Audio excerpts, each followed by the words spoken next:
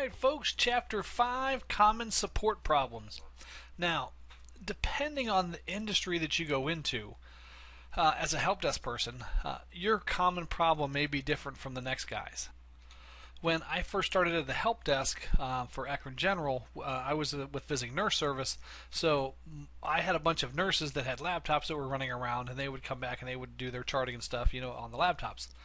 Well, our biggest issue was Outlook, because these nurses were using Outlook to do their schedules. They were using Outlook to schedule meeting rooms so they could have conferences with patients and healthcare providers and things like that. So a lot of our tickets were based on using Microsoft Outlook. Whereas a friend of mine, he worked at Stark State College years ago, and his biggest ticket or his biggest support problem were the PCs, because early Dells had issues with like power supplies and things like that. He said not a week went by where they didn't replace 4 or 5 power supplies in PCs.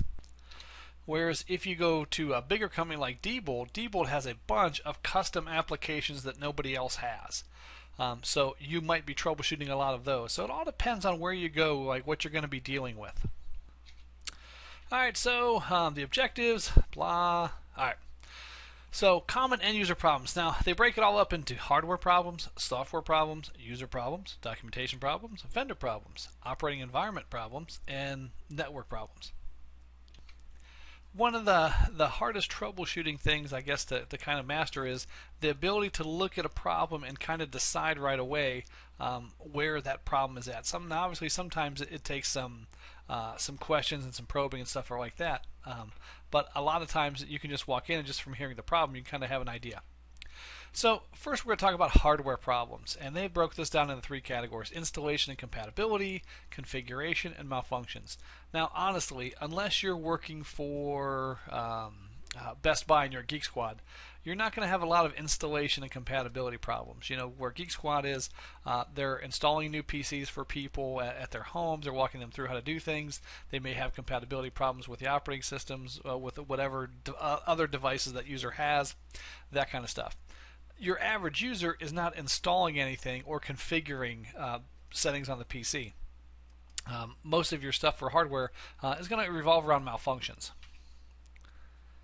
So hardware problems can occur during installation of new systems, upgrading of new systems. In the real world, the corporate world, upgrades. Anytime we upgrade from Windows 7 to Windows 8, there's always going to be issues. Anytime we upgrade to a new operating system, there's always going to be issues, which is why we have to test this stuff thoroughly. A lot of times you'll work for a company where basically they handle the ticket and they just send you out to repair something, and they give you the stuff that you need. They may give you RAM, and then when you get to the site, you realize that computer doesn't take that size of RAM. Maybe the motherboard doesn't fit it or something because somebody back on the level 1 didn't do their research. And that's bad, because then you have to go back. Then the customer's mad because you had to make 2 trips and it took longer, things like that. Alright, years ago, we had a lot of configuration problems. Everything had to be set by jumpers, or we had little dip switches, things like that. Even to get a modem to go, back when the internet was kind of young, you had configuration strings that you had to be able to type in, things like that. Nowadays, pretty much everything is plug and play, meaning I can plug it in, Windows will detect it, and install a driver. Now, you have to be careful with that, because depending on the device, if I'm a manufacturer and I make video cards, what's going to be my primary focus when I make the driver for that video card? And if you're not familiar with this, a driver is the piece of software that talks between the operating system and the hardware itself. So every hardware device that you have attached to your computer, there's a driver that speaks for that hardware to the operating system. So if I'm making a driver for my video card, what's my main focus? Well, my main focus is I want my video card to display the crispest, clearest picture and give you the most frames per second. But if I'm Microsoft Windows and I'm making a driver that's going to work with your hardware, I don't care what kind of picture quality or anything like that. I just want my driver to work and not crash Windows.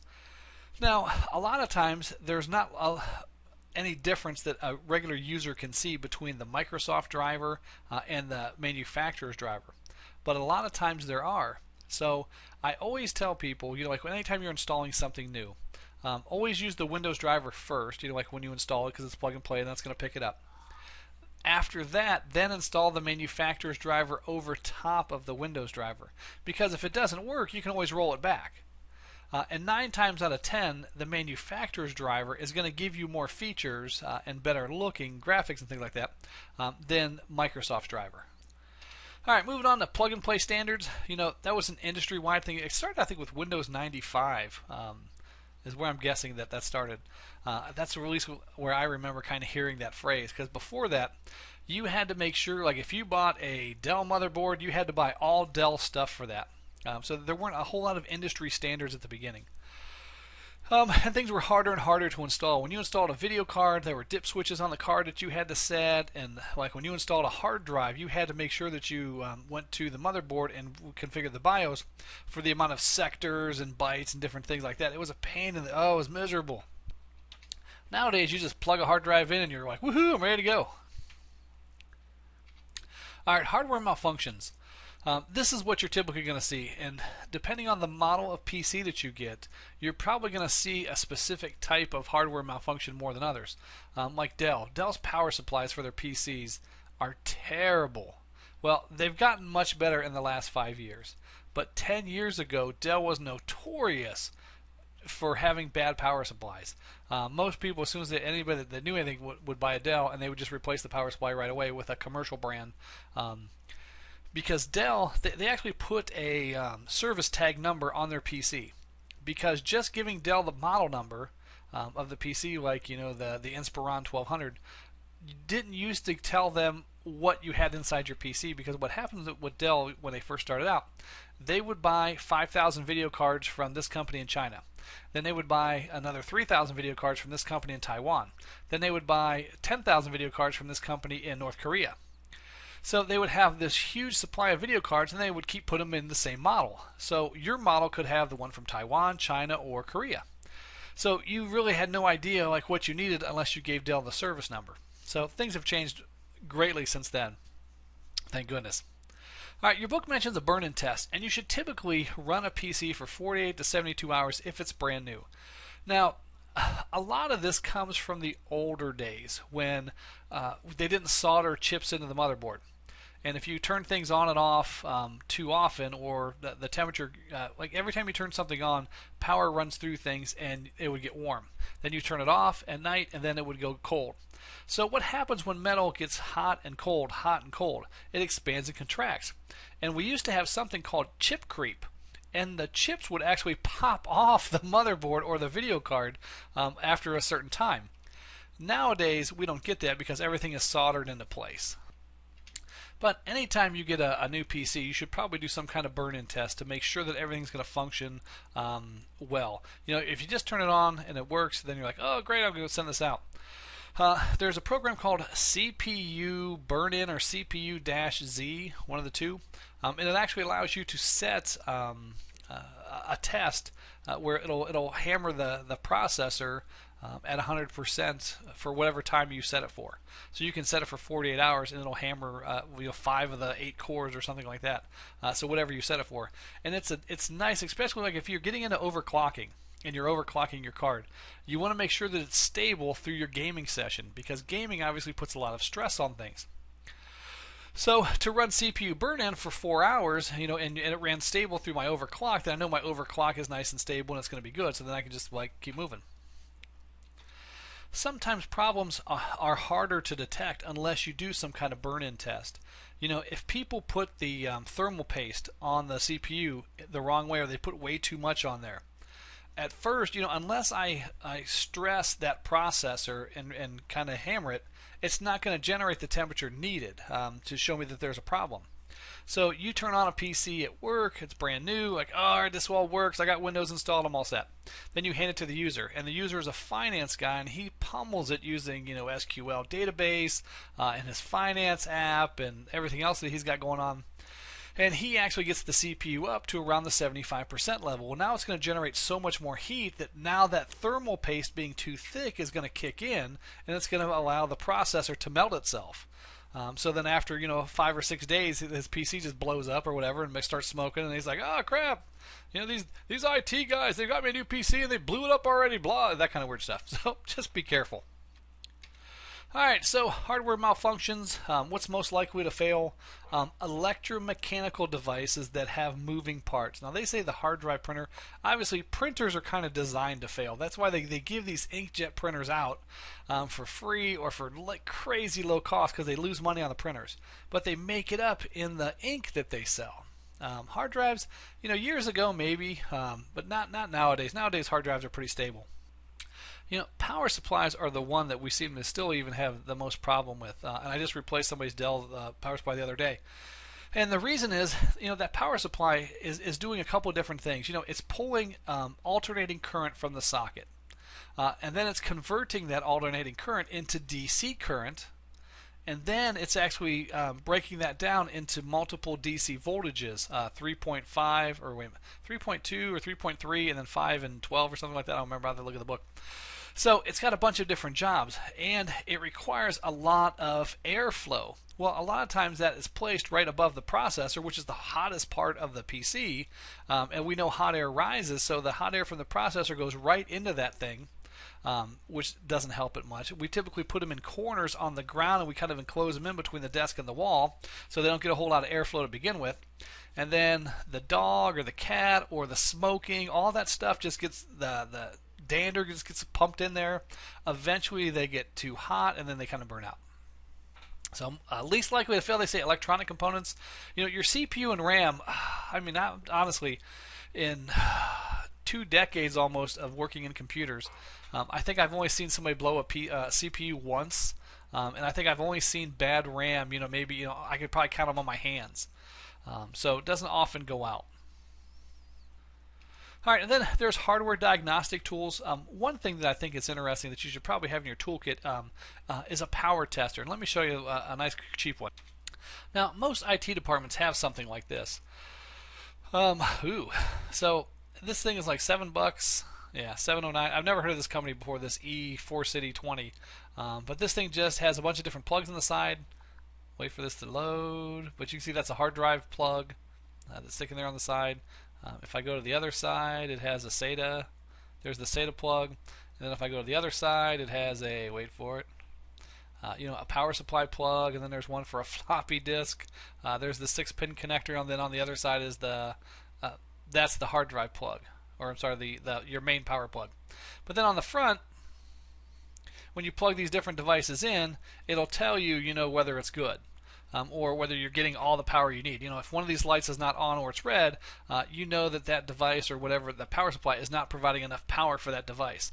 So a lot of times people will think, hey, my hard drive's bad because it's not spinning, it's not doing anything, when really the power supply, one of the cables got pinched or something, is broke, and your power supply is not giving it the power it needs to run. So again, a lot of times you can find these little testers very cheap, $7. And that can solve your problem. All right, then they get into effective hardware problem-solving steps. You always want to check the device driver. Go to Device Manager and see if there's any issues there with the driver. Never use the Windows. I have never, ever in my life, ever been able to solve a problem with the Windows Troubleshooter. And I don't know any tech that I've ever talked to that has ever had a problem solved with that thing. So skip number 2. Always check the device manager. Go into the device manager and see if you have any red flags or the little exclamation points that will yell at things. That'll tell you if you've got some kind of driver issue or a hardware issue, or for some reason it's not seeing the hard drive or whatever. They say README files, skip that. The internet, obviously, if I got a Dell and it's doing something, I want to say, hey, I got a Dell Inspiron blah, what's the problem with this? Or hey, anybody else seen this problem? And actually, typically, you can search for just the problem itself, and you can find a lot of the answers. All right, software problems. Software problems come in a lot of shapes and sizes. Compatibility problems is really the biggest one that you're going to deal with. You're not really going to be dealing with bugs too much, or configuration issues, unless you're a server admin and you're installing like SQL Server and Exchange and things like that. You're not really going to have how hard is it to configure Windows 7 or Windows 8 or Windows 10? I mean, you just install the thing and it kind of configures itself. All right, so software compatibility problems in a corporate environment. You've got certain software, and you can't just allow users to update things willy-nilly. So, for example, I worked at a medical place. We had an enterprise management system or a practice management system that did our billing and our scheduling and things like that.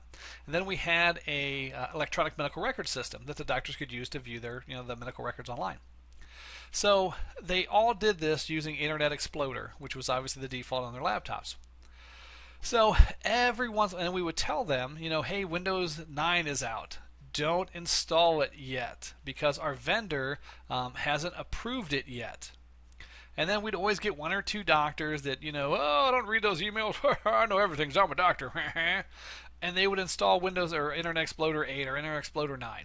And then they would call us. Oh, my electronic medical records isn't working. What are you guys doing down there? Partying all the time? Can't get my stuff to work, blah, blah, blah. And you go up there, and Windows 9 would be on there. And you'd be like, did you upgrade this to Windows 9? And they'd be, oh, no, I didn't do that. Really, dude? Just magically did that on its own? Anyway, so that's typically what you're going to see. You're going to see users who try to install updates to things before they have been approved by the company. Normally, the usage policy for PCs and things like that are that the user does not perform any updates unless directed by IT. And if there is some kind of an update for a piece of software or whatever, they need to talk to IT first. You don't want automatic updates, on your PCs in a corporate environment where you have a whole bunch of different software, and vendors have a hard time keeping up with what all these other, browsers are doing, things like that. Like the Cisco software. If you get a Cisco ASA firewall, the graphical user interface, which is what most people use, works great with Internet Explorer and Firefox, but it does not work with Chrome. It won't even come up. So you've got to pay attention to these kind of things and let people know, what software is approved and what software is not approved. All right, and then you also, as part of the help desk job, you're in charge of licensing. The last thing you want is somebody to come in and bring in copies of licensed software that's not really licensed, and then your company has to pay for it. Years ago, I'm at the help desk, and Microsoft actually, we had a guy. He got mad. He was in IT somewhere. He got mad and was fired because he was doing some bad stuff anyway. So the first thing he did when he got fired was he either called or he talked to Microsoft in some way. I don't know whether he emailed them or whatever. And he said that the hospital was out of compliance in their software licensing, and it was really bad. And he made it like it was a huge issue. Microsoft sent a certified letter to the hospital and said, hey, we're going to be there in 30 days, and we're going to check your licensing. We need to make sure that everything is okay, and by signing the end-user license agreement that you did when you purchased our software, you agreed to allow us to come out and check. So then everybody's like, oh crap, and everybody's running around trying to fix things. So what Microsoft did, we had no idea. What are they going to do? They're going to come here and blah, blah, blah. So what they did was they came out to the organization. It was only 3 people. And they installed a PC in the server room that attached to the rest of the network. And obviously, they signed documents about, confidentiality, things like that. But this thing ran for a couple hours, and what it did was it went into all the PCs, and it pulled information from them about what Microsoft products they had. And then they just produced a list and said, here, you need to show us you have licensing for this many copies of Office, this many copies of Windows 95, this many copies of Windows 98, that kind of stuff. So they provided us with a list and said, this is what you have installed on your network, show us the licensing. So then the hospital showed them their licensing, and you're allowed to be, obviously, you're allowed some leeway. Like back then, I think it was 10%. So you were allowed to be off 10%. But the hospital was close. I think they were off by like 11%. So then they had to pay the money to get all that stuff. And there was a couple pricey things. Like there was a version of SQL that they had not paid for. There was like just a copy of another one that they were running in a test environment or something, but that came up. But because Microsoft was out, they were kind of nitpicky about stuff. So anyway, the hospital had to pay like $30,000 to fix all that and then to get into compliance. So you have to be very careful about that stuff. So shareware typically has like an evaluation or trial period before you buy it. And then freeware obviously is free for personal use, but you typically can't use it in a commercial environment.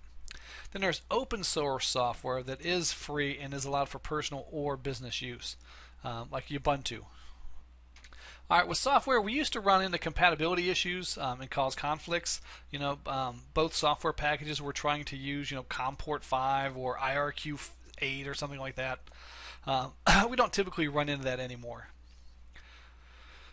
Just make sure anytime you're purchasing software for the company, make sure that when you talk to that vendor, you let that vendor know what other software you're running so he can make you aware of any compatibility issues that they have. And make sure you get that in writing, because the sales guys will tell you whatever you want to hear to get you to buy the product.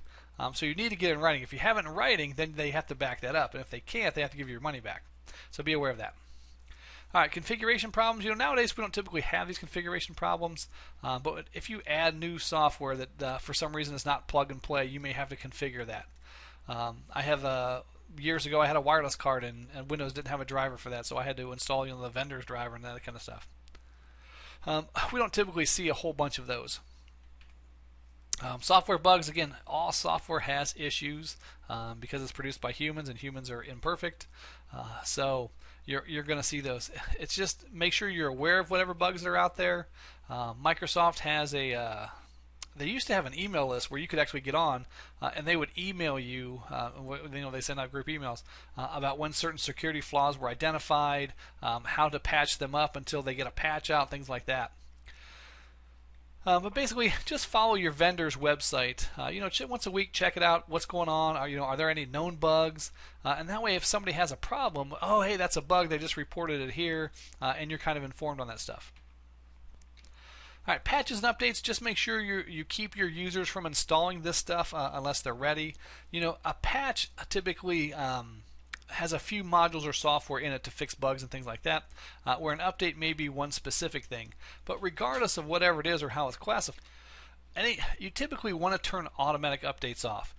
Give you an example. In my at the foundation where I worked, we had like a 3-step process whenever a new Microsoft update came out. We had a test environment where we had like 3 PCs and they were set up with all the different software that we had. And we would roll that software out and just make sure all those devices open. That was like phase 1. If that worked, we had a group in Active Directory where we had at least one member of every department, somebody from finance, somebody from sales, somebody from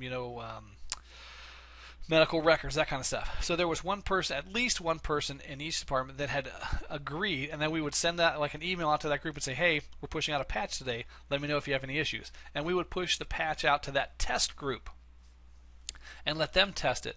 As IT guys, we just want to make sure that the software opens and it looks okay.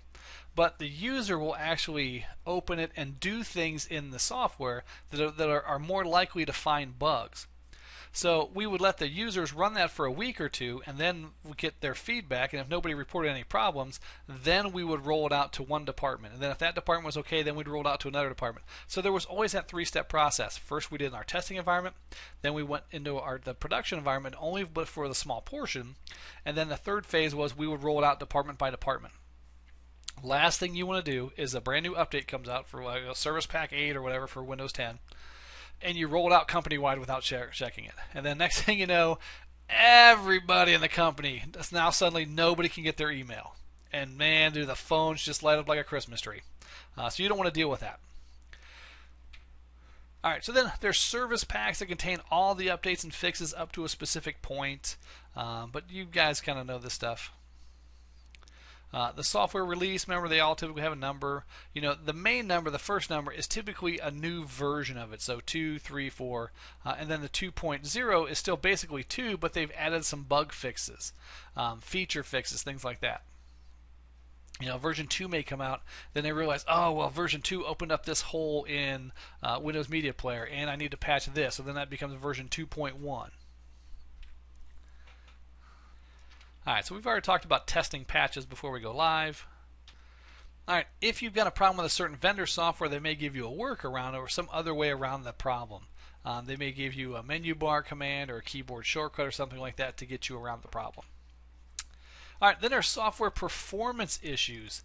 And you would be surprised the different CPU and memory load of the different antivirus products out there. Years ago, we were using the Norton Corporate Edition. All our PCs were locked down. We're like, yeah, it's all been virus-free for years. We're all good.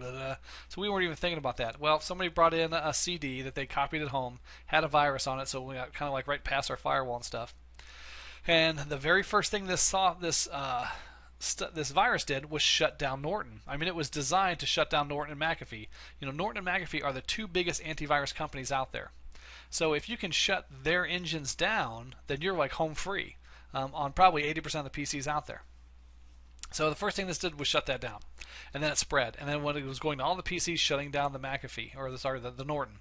And then we're like, oh crap! And Norton wouldn't find it because it was like a day one exploit kind of thing, so they didn't even have a patch for it. So we tested a bunch of different software, couldn't find anything that worked. Finally, we found something from a European company called Sophos. Now Sophos is much more popular in the U.S. now, but actually maybe even 10 years ago, it was almost unheard of here in the U.S.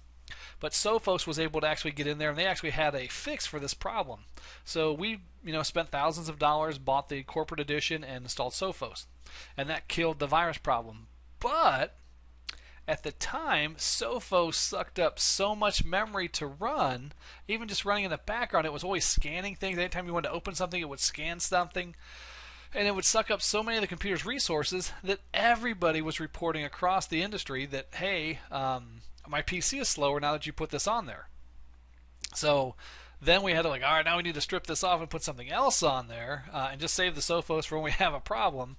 But there's a neat site that you can go to called AV Comparatives. Let me show you real quick. All right, AV Comparatives, so it's av-comparatives.org. And this is an independent company that tests antivirus software using very scientific methods, but they don't take money or advertising dollars from any of these companies. So their reports are very unbiased. So I can go here to their reports and see performance tests. And then here's one for May.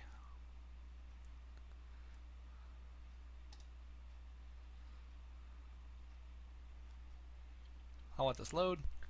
So this loaded now. So here, performance test, the impact of security software on system performance. And you can see they update these, every couple months. They talk about their testing methods, which antiviruses they used, what versions that they used, how they tested it, blah, blah, blah, blah, blah. Again, they're very scientific and professional. But then eventually, you get the charts.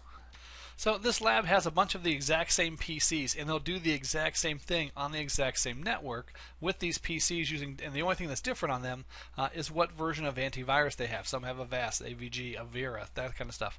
And then they'll do different things where they'll download files, they'll run stuff, copy things, and you can kind of see what the performance hit is. And then if you can't understand, if that chart looks too confusing for you, this chart is they run PC Mark and they start at 100 points. So 100 point would be your performance with no security software. And then running Avast, we lost 2.1% of our performance. Where all the way down to LavaSoft and this kind of stuff, you lost 3.7%. So nowadays that software does much better, but if you go back 10 years, actually even 8 or 7, you can see that nowadays it's awesome compared to the way it used to be. There were software things out there that would suck up 18 to 20% of your resources, and who wants antivirus that does that? So they have other charts too. This one's kind of neat, kind of like their total impact, and you can kind of see where your favorite software goes. Avast, I'm still using Avast and Avira. I use Avast on all my PCs here at work. Where for my company we use Avira. AVG is still pretty good. But when you get into, actually, I don't think they test Norton anymore. Norton used to be listed under Symantec because that's the parent company, and there was some issue with. They actually threatened to sue AV Comparatives because their software performed so badly on the AV tests. And then AV decided, hey, we don't want to deal with this, so we just cut it off of our studies. But you'll still see McAfee. So there's McAfee. So 14.4. Well, and you kind of get the idea. And every couple of months your scores can change. You can get a great version of Sophos now where it works very well, and then the next update from Sophos kind of makes it start sucking more resources and things like that. And the next update after that kind of fixes that. So it's all kind of touch and go. But this website, this avcomparatives.org, will definitely kind of give you some information about different antivirus programs and their hit rate, which ones found viruses, things like that. All right, moving on to another one. This is the real-world performance test, I think. Yeah, file detection. So basically, what they do is they have these PCs running. They all have the same PCs. The only thing different is the antivirus software, and they infect them with different samples. And you can see, Avira did very well. Karpathy did very well. McAfee still did pretty well. But AVG, not they're really that great. And then Trend Micro used to be the #1 antivirus software, and now they're just dogging it. I don't know what's going on. So, and then Avast. But you can kind of see, do I do performance? Do I do hit or miss on the viruses? What's going to be important to me? You have to really look at, how many viruses come into my company. Can I block them at the door? Do we have a policy where people can't bring in CDs and things like that? And kind of put that all together. All right, but I'm getting a little bit off track here. Let's just jump back to the slides. All right, moving on. So user problems. Oh, users make mistakes. Users have misunderstandings. Users will lie to you every chance they get. They're terrible. Never trust a user. All right, users make mistakes.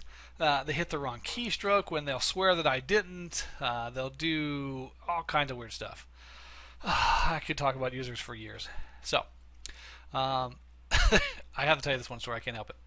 There was a user, and when she got her laptop, she swore that the IT people were watching her through her laptop. I don't know where she got that idea, but it was kind of a big joke at help desk because she would tell the other nurses, well, the IT guys are watching us on our laptop. I think one of the IT guys said something to her, about when he gave her her new laptop. That we can remote into these or whatever, and I think she took that wrong. But anyway, because back then these things didn't even have cameras on them. Well, she was at home and she called the help desk. And it must have been the same guy or something. But anyway, when the user answered the phone and talked to her, he's like, oh, by the way, nice shirt. And she just flipped out. She at that point closed her laptop, freaked out on the dude on the phone, hung up, called her boss, called the president, just freaking out on people. It was just nuts. But yeah, so now we don't do that stuff anymore. But obviously, users have misunderstanding. You expect them to do one thing, and they do another. Happens all the time. Wrong products. People buy the wrong things, and then they try to make them fit because they don't want to take them back, or they don't want to get in trouble. They've had inadequate training. A lot of companies actually just put people on PCs without any kind of testing or anything like that, and then sometimes these people can't function PCs or phones. You'd be surprised how many people just have issues with figuring out how to transfer calls on some of these phone systems. So, and we've already talked about training and the other thing about, if I train my users effectively and I have, places where they can go to get help like online, and I do that stuff effectively, they're going to be more efficient. Forgotten information. Now, they mentioned passwords and usernames and stuff here. There's a fine line between usability and security, and that's a slider bar. The more secure you get, the less user-friendly it becomes. The more user-friendly it becomes, the less secure it becomes.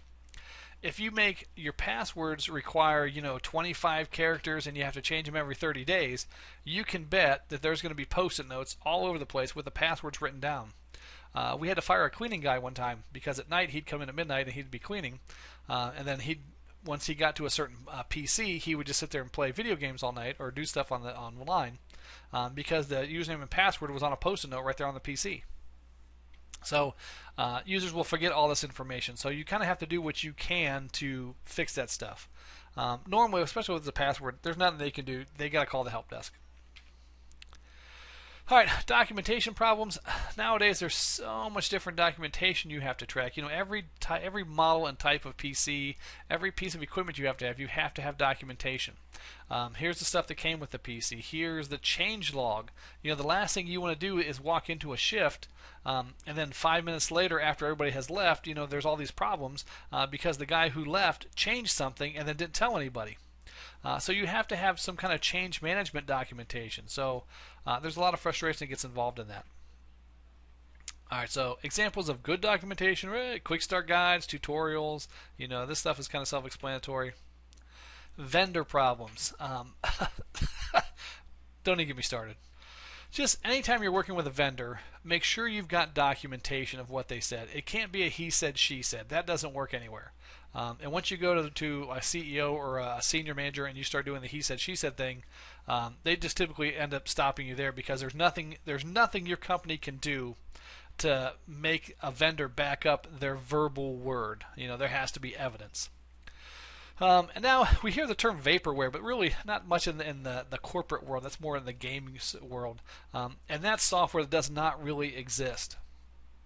There was a mixed martial arts fighter named Jason Appleton, and he got $100,000 on Kickstarter, and he was going to make this MMO called Greedmonger. So if you want to do some interesting reading, look at that. But it turned out to be vaporware. He hired some dudes, and they made some changes, and they had some software that they were working on, but they never ended up making a complete game. The worst they had was like just a guy running around through a jungle, and that was the game. So that would be vaporware. It doesn't really exist. All right, operating environment problems.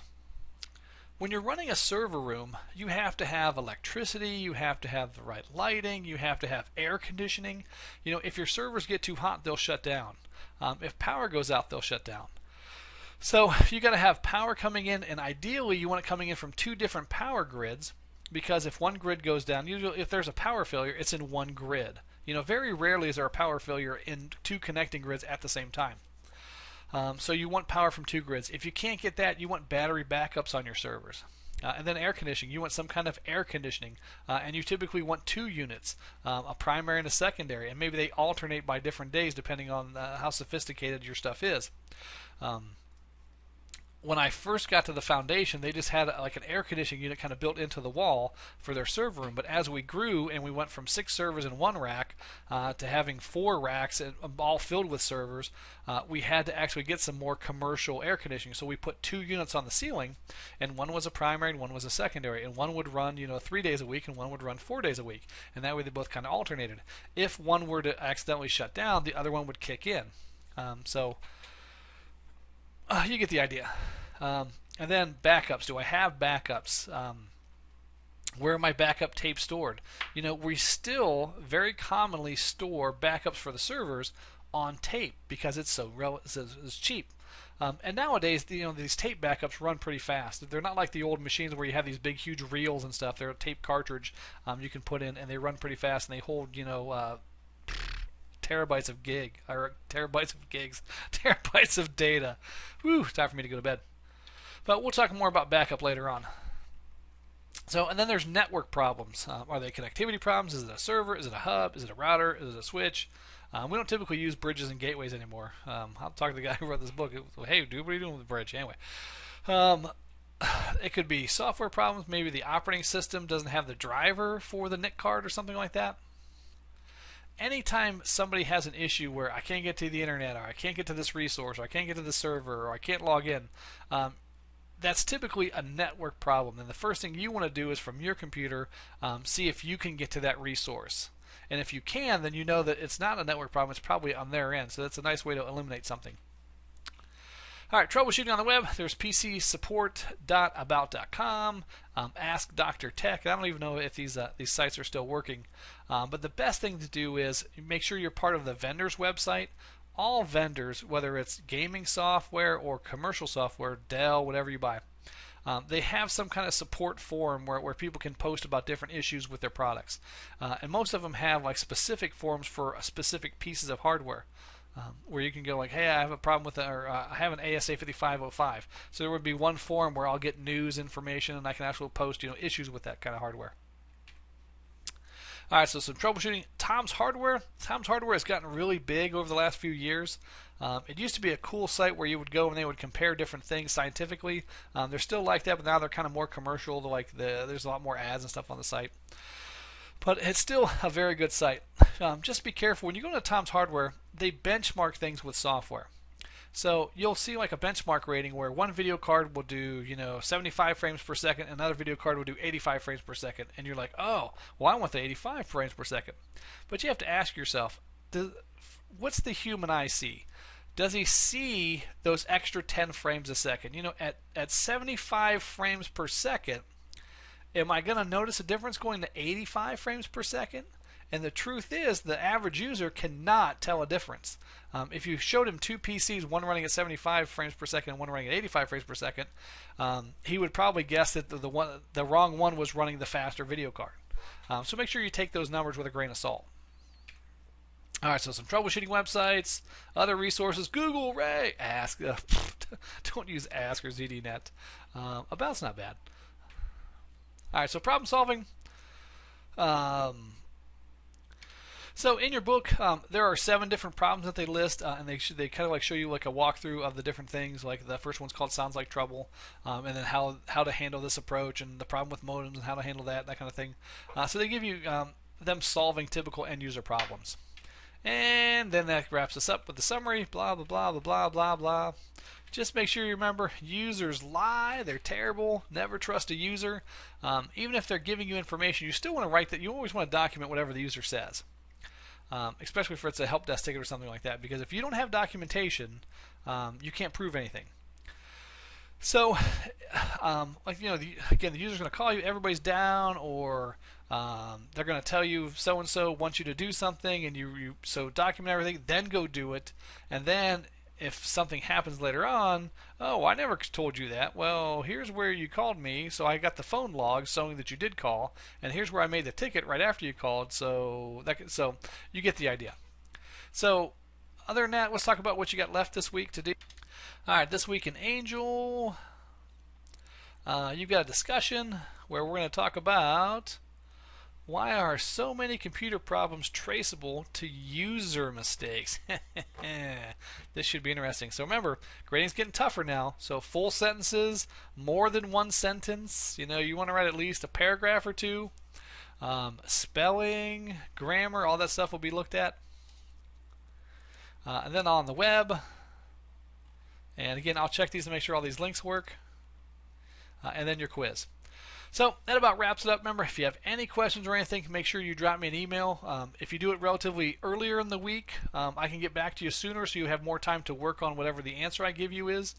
If you wait till Sunday and you email me with a problem, and I don't check my PC until Sunday at 8 o'clock, that doesn't really leave you a lot of time to work on the solution that I gave you. So it helps if you do things a lot earlier in the week. So again, have a problem, give me an email. Other than